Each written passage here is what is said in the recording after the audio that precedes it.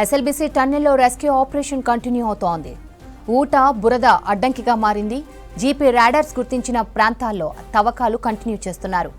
Conveyor belt పునరుద్ధరణ పనులు చివరి దశకు చేరుకున్నాయి. దీనికోసం ప్రత్యేకంగా సింగరేణి నిపుణుల్ని తీసుకొచ్చారు.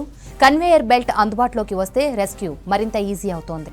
ఎస్ఎల్బీసీ టన్నెల్లో రెస్క్యూ ఆపరేషన్ కంటిన్యూ అవుతోంది. ఊట బురద అడ్డంకిగా మారింది. జీపీ రాడార్స్ ను గుర్తించిన ప్రాంతాల్లో తవ్వకాలు కంటిన్యూ చేస్తున్నారు. కన్వేయర్ బెల్ట్ పునరుద్ధరణ పనులు చివరి దశకు చేరుకున్నాయి. దీనికోసం ప్రత్యేకంగా సింగరేణి నిపుణుల్ని తీసుకొచ్చారు. కన్వేయర్ బెల్ట్ అందుబాటులోకి వస్తే రెస్క్యూ మరింత ఈజీ కానుంది. ఎస్ఎల్బీసీ టన్నెల్లో రెస్క్యూకు సంబంధించి మరిన్ని అప్డేట్స్ బాలకృష్ణ అందిస్తారు. బాలకృష్ణ, రెస్క్యూ అప్డేట్స్ ఏంటి?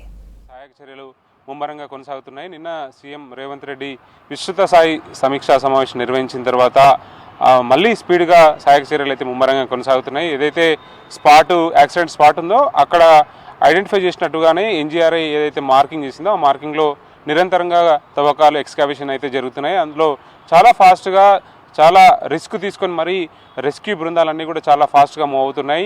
ఇంకా ఇప్పటికీ మనం చూస్తున్నట్టుగానే విజువల్లో చూస్తున్నట్టుగానే రెస్క్యూ బృందాలు ఏవైతే స్పాట్స్ మార్కింగ్ చేసినటువంటి స్పాట్స్లో ఇంకా తవ్వకాలు నిర్వహిస్తున్నారు. కానీ తీవ్రమైనటువంటి అవరోధాలు ప్రతిబంధకాలు ఎదురవుతున్నాయి. వాటర్ కానీ నీటి ఊట క్రమంగా వస్తుంది. సిల్ట్ కూడా చాలా పెద్ద ఎత్తున పేరుకుపోతుంది. ఈ నేపథ్యంలో ఆ కన్వేయర్ బెల్ట్ ద్వారా అక్కడ ఉన్నటువంటి బురదను మట్టిని బయటికి పంపించడానికి అయితే విస్తృతంగా ఏర్పాట్లు జరుగుతున్నాయి. దీనికి సంబంధించిన ఆపరేషన్స్ అంతా కూడా సింగరేణికి సంబంధించిన అధికారులు మానిటరింగ్ చేస్తున్నారు. సో కన్వేయర్ బెల్ట్ సెట్ చేసిన తర్వాత డ్రమ్స్ని ఏర్పాటు చేసి ఆ డ్రమ్స్ ద్వారా బయటికి పంపించేందుకు పూర్తి స్థాయిలో ఏర్పాట్లు అయితే జరుగుతున్నాయి. పూర్తి స్థాయిలో ఇవాళ కన్వేయర్ బెల్ట్ సెట్ అయ్యే అవకాశం ఉంది.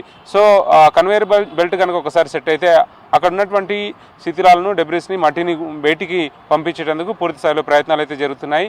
మరోపక్క ఏదైతే మార్కింగ్ చేసిన ఏరియాలో ఫ్రంట్ పార్ట్ అంటే టీబీఎంకి సంబంధించినటువంటి బ్యాక్ ఏరియా టేల్ ఏరియాలో ఫస్ట్ గుర్తించినటువంటి ఏబిసిడి ఏరియాలో అక్కడ నలుగురు సంబంధించినటువంటి అవశేషాలు లభ్యమయ్యే అవకాశం ఉన్నటువంటి ఏరియాలో మాత్రం తవ్వకాలు జరుగుతున్నాయి. దాదాపు 10 ఫీట్ల వరకు తవ్వకాలు జరిగినప్పటికీ ఇప్పటికీ ఎట్లాంటి అవశేషాలు వ్యక్తులకు సంబంధించినటువంటి అవశేషాలు ఏమీ అక్కడ కనిపించలేదు. ఇప్పటివరకు అయితే ఎవరు గుర్తించలేదు.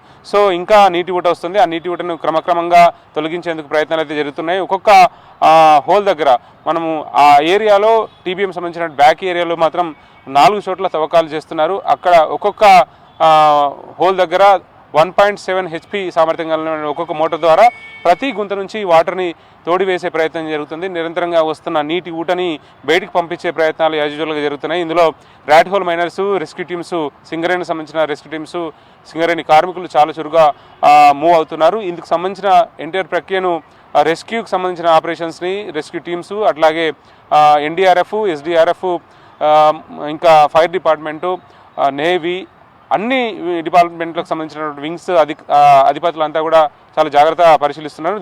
ఎప్పటికప్పుడు అక్కడ జరుగుతున్నటువంటి సహాయక చర్యల మీద ప్రధానమంత్రి కార్యాలయంతో పాటు సీఎం రెగ్యులర్గా మానిటరింగ్ చేస్తుంది. అక్కడ అప్డేట్స్ ఇస్తూ చాలా జాగ్రత్తగా పురోగతిని పరిశీలిస్తుంది, సమీక్షిస్తుంది.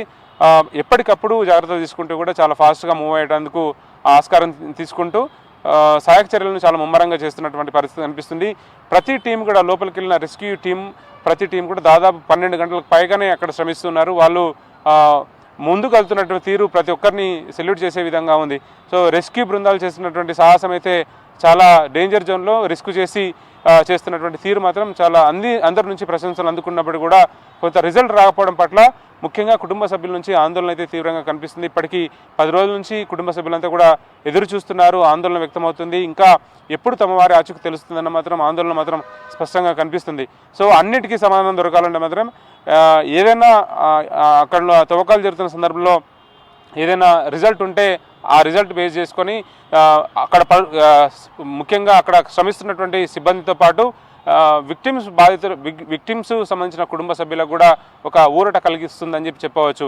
సో ఇందుకోసమే తీవ్రమైనటువంటి ప్రయత్నాలు అయితే జరుగుతున్నాయి. చాలా ముమ్మరంగా తవ్వకాలు చేస్తున్నారు. ఇక రిజల్ట్స్ మీద మాత్రం దాదాపు ఒక 2-3 రోజుల్లో ఒక రిజల్ట్ వచ్చే అవకాశం ఉందని భావిస్తున్న తరుణంలో ఇంకా చాలా ఫాస్ట్గా మూవ్ అవుతున్నారు. డీవాటరింగ్ అయితే నిరంతరంగా కొనసాగుతుంది. టీబీఎం విషయం ఒక్కసారి మూవ్ అయినప్పుడు ఫ్రంట్ ఏరియాలో ఏదైనా నీటి సోర్సెస్ ముఖ్యంగా ఆ ఏరియాలో నల్లమలలో ఇప్పుడు మనం ప్రజెంట్ ఏదైతే యాక్సిడెంట్ స్పాట్ అయిందో చాలా మల్లెల తీర్థం ప్రాంతానికి వాటర్ ఫాల్ ఉన్న మల్లెల తీర్థం ప్రాంతానికి చాలా దగ్గరగా ఉన్నటువంటి ఏరియా. ఎన్జీఆర్ఐ గుర్తించినటువంటి స్పాట్లో పైన ఏరియల్ వ్యూ ద్వారా చేసిన సర్వేలో ఇదే అంశాలు వెల్లడయ్యాయి. సో అక్కడ ఏదైనా నీటి సోర్సెస్ సంబంధించి వాగులు కానీ లేకపోతే వాటర్ ఫాల్ సంబంధించిన ఏదైనా సోర్సెస్కి డిస్టర్బ్ కావడం వల్లే ఆ నీటి ఊట వస్తుందన్న యాంగిల్లో కూడా చాలా విస్తృతంగా రీసెర్చెస్ తర్వాత సైంటిస్టులు అయితే పరిశోధనలు అయితే నిర్వహిస్తున్నారు. ఎన్జీఆర్ ఇచ్చినటువంటి రిపోర్ట్లో కూడా అదే అంశాన్ని వెల్లడిస్తుంది. దాదాపు ఆ ఏరియాలో టన్నెల్ సంబంధించి 500 మీటర్ల ఎత్తున్నప్పుడు కూడా 200 మీటర్ల వరకు ఎట్లాంటి ప్రాబ్లం లేదు, స్టేబుల్గానే ఉంది. మిగతా కింది ఏరియాలో మాత్రం వెటుగా ఉందని చెప్పి భావిస్తున్నారు. సో ఆ ఏరియా వల్ల ఎంతవరకు ప్రమాదం ఉంటుంది, ఈ ఎస్ఎల్బీసీ టన్నెల్కి సంబంధించినటువంటి భద్రత ఏ విధంగా ఉంది, లైఫ్ ఏ విధంగా ఉంటుందన్న ఒక ఆందోళన కూడా వ్యక్తమవుతున్న పరిస్థితి కనిపిస్తుంది. ఎందుకంటే టన్నెల్ బోర్ మిషన్ చేస్తున్నటువంటి ప్రయత్నాల్లో ముఖ్యంగా ఈ ఎస్ఎల్బీసీ సొరంగ మార్గం మొత్తం 44 కిలోమీటర్ల మేర ఉంటే ఇన్లెట్ ఏదైతే ఫ్రంట్ ఏరియా ఉంటుందో అక్కడ 14 కిలోమీటర్లు కంప్లీట్ అయిపోయింది. తర్వాత బ్యాక్ సైడ్ ఏదైతే వాటర్ డిశ్చార్జ్ చేయాల్సిన ఏరియా ఉందో అక్కడ 22 కిలోమీటర్స్ కంప్లీట్ అయింది. రెస్ట్ ఆఫ్ ఏరియా 9 కిలోమీటర్ల ఏరియాని ఒక డేంజర్ జోన్గా ప్రకటిస్తున్నారు, ఆ సెన్సిటివ్ ఏరియాగా ప్రకటిస్తున్నారు.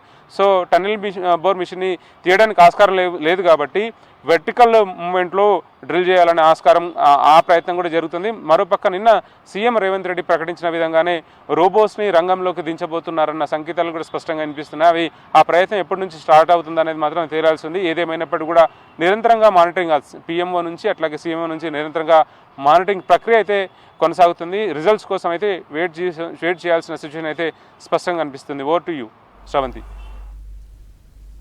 రైట్.